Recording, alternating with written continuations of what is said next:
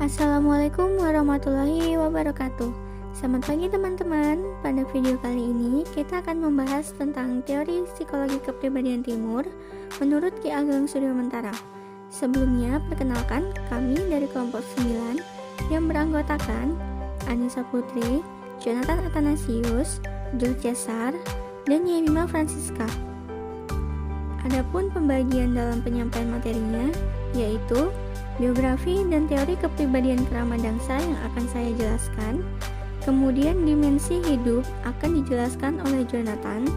Struktur kejiwaan manusia akan dijelaskan oleh Jules Cesar, dan konsep psikoterapi yang akan dijelaskan oleh Yemima. Ki Ageng Suryo Mentara memiliki nama asli Bendara Raden Mas Kudiarmaji.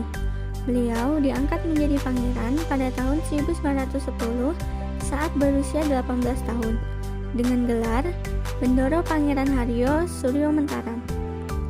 Beliau lahir di Keraton Ngayogyakarta Hadiningrat pada 20 Mei 1892, merupakan putra ke-55 Sri Sultan Hamengkubuwono VII. Ibunya bernama Bendoro Raden Ayu Retno Mandoyo, merupakan istri sultan golongan kedua yang disebut Garwo Ampean. Beliau pernah bersekolah di Sekolah Sri Manganti di dalam lingkungan keraton yang setara dengan sekolah dasar. Kemudian mengikuti kursus Klen Ampenar yang mempelajari bahasa Belanda, Inggris, dan Arab. Beliau wafat pada tanggal 18 Maret 1962 dan dimakamkan di makam keluarga Desa Kanggotan, Pleret, Bantul, Yogyakarta.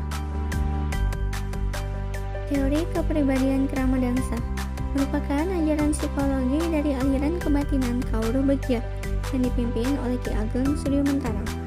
Di dalam gerakan kebatinan Kauru Begja ada istilah pengawikan yang artinya pengetahuan. Pengawikan jiwa artinya pengetahuan tentang jiwa manusia yang juga seterusnya tentang kepribadian. Ki Ageng Suryo Mentara mengatakan manusia sebagai makhluk berpikir dan makhluk sosial.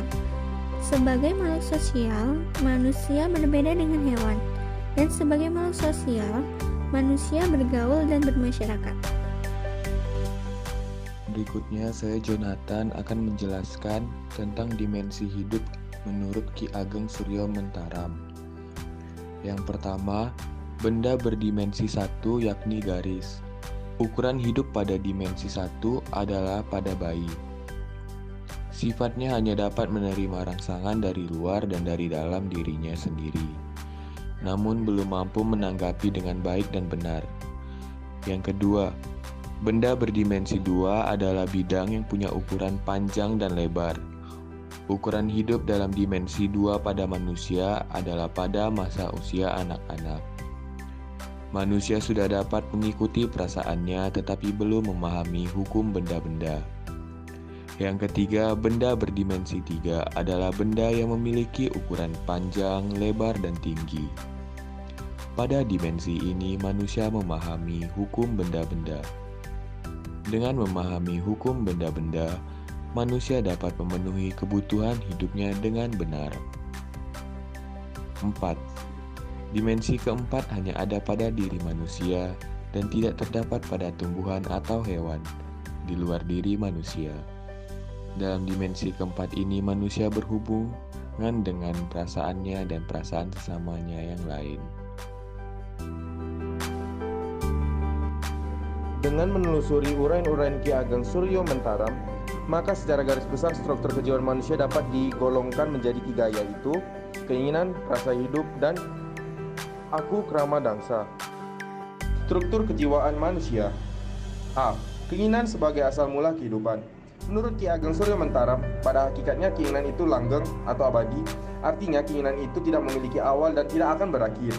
B. Rasa hidup. Sebagai pendorong semua tindakan manusia, rasa hidup ini mendiferensiasi fungsional koordinatif dalam kemampuan-kemampuan rasa, cipta, dan kasa untuk melaksanakan tugas hidup dan meneruskan keturunan manusia.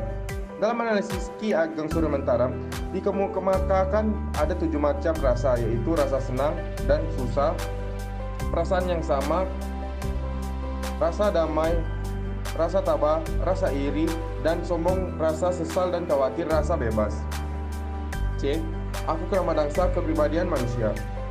Bahwa diri manusia memiliki rasa keakuan atau rasa pribadi yang berfungsi sebagai rasa individualitas.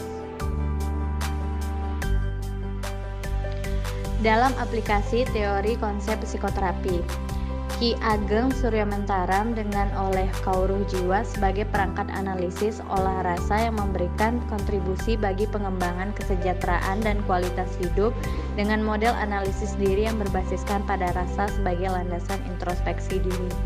Wejangan Kauruh Jiwa dengan ngudari reribet dikembangkan oleh Ki Ageng Suryo Mentaram memiliki kemiripan sebagaimana yang dikembangkan dalam ilmu psikoterapi, yaitu menekankan pada menelusuri sebab kesulitan dan mencari penenangannya. Kauruh Jiwa Ki Ageng Suryo Mentaram mengatakan untuk memahami dan merasakan orang lain, atau bisa dikatakan kemampuan untuk bercermin pada orang lain. Hal ini dikemukakan apabila seseorang mampu menempatkan diri pada posisi orang lain.